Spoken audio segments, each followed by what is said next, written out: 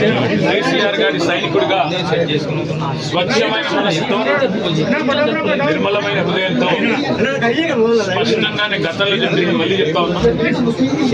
తెలంగాణ ప్రతిష్ట పెంచడానికి, Hyderabad brand image ని అంతర్జాతీయం చేయడానికి, హైదరాబాద్ ని ప్రపంచ పటంలో నిలపడానికి ఆనాడు రాష్ట్ర మంత్రిగా ఎన్నో ప్రయత్నాలు చేశాం.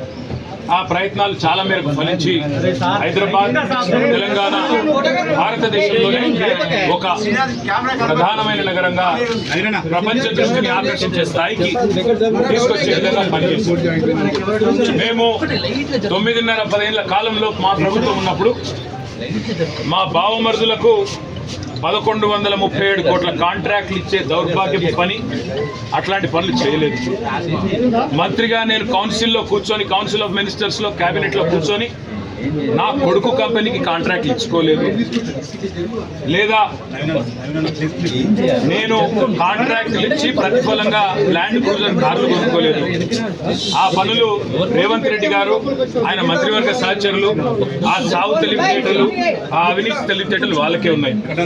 నేను 50 లక్షల రూపాయలతో ఎమ్మెల్యేలను కొనుగోలు చేయడానికి పోయి దొరికిపోయిన దొంగను కూడా కాదు. నేను నిఖార్సైన తెలంగాణ బిడ్డను. ఏ పని చేసినా తెలంగాణ కోసం, హైదరాబాద్ ప్రతిష్టను పెంచడం కోసం చేశాను. అర పైసా అవినీతి కూడా నేను చేయలేదు, చేయబోను. సరే, ఇవాళ కొంచెం ఉర్రకుండా ఆగలుగుతారా?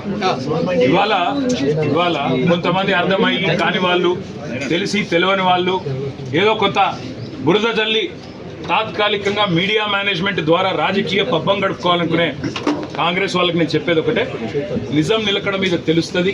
మీరు ఇవాళ చల్లే బురద నన్ను కానీ, మా పార్టీని కానీ ఎట్టి పరిస్థితుల్లో మా దృష్టి ఏదైతే కేంద్రీకరించబడిందో దాని నుంచి తప్పించలేదు. మేము మాట్లాడుతూనే ఉంటాం, కొట్లాడుతూనే ఉంటాం. గత సంవత్సర కాలంగా విద్యుత్ ఛార్జీలు పెంచవద్దని కొట్లాడింది టీఆర్ఎస్. లగచర్లలో నువ్వు రైతులను జైల్లో పెడితే అడ్డుకున్నది టీఆర్ఎస్. నువ్వు హైడ్రా పేరిట ఇల్లు కూలగొడితే అడ్డుకున్నది టీఆర్ఎస్. 6 గ్యారంటీల అమలు నువ్వు చేయకపోతే నిలదీసింది అడుగడుగున కేసీఆర్ బృందం.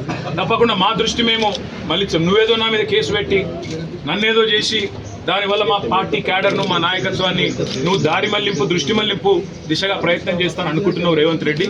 అది నీ వల్ల కాదు. ముమ్మాటికి నువ్వు ఇచ్చిన 420 హామీలు ప్రశ్నిస్తూనే ఉంటాం. నువ్వు ఎన్ని కేసులు పెట్టినా, ఇది కాదు ఇంకో 100 పెట్టుకో, ఇంకో 1000 పెట్టుకో, ఎదుర్కొంటాం.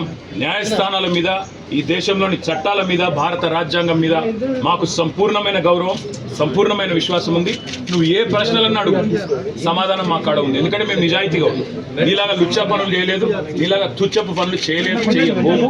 నిఖార్సైన తెలంగాణ బిడ్డగా, కేసీఆర్ గారి రక్తం పంచుకొని పుట్టిన కేసీఆర్ కొడుకుగా చెప్తా ఉన్నా, తెలంగాణ కోసం అవసరమైతే చస్తాను తప్ప ఎట్టి పరిస్థితుల్లో ఇట్లాంటి లుచ్చగాళ్ళ ముందు మాత్రం తల వంచను. తప్పకుండా కొట్లాడుతూనే ఉంటా, పోరాడుతూనే ఉంటా. తెలంగాణ జయించేదాకా, ఈ కాంగ్రెస్ కబంధ హస్తాల్లోంచి తెలంగాణ బయటకు వచ్చేదాకా కొట్లాడుతూనే ఉంటాను, ప్రతిజ్ఞ చేస్తా ఉన్నా. థాంక్యూ.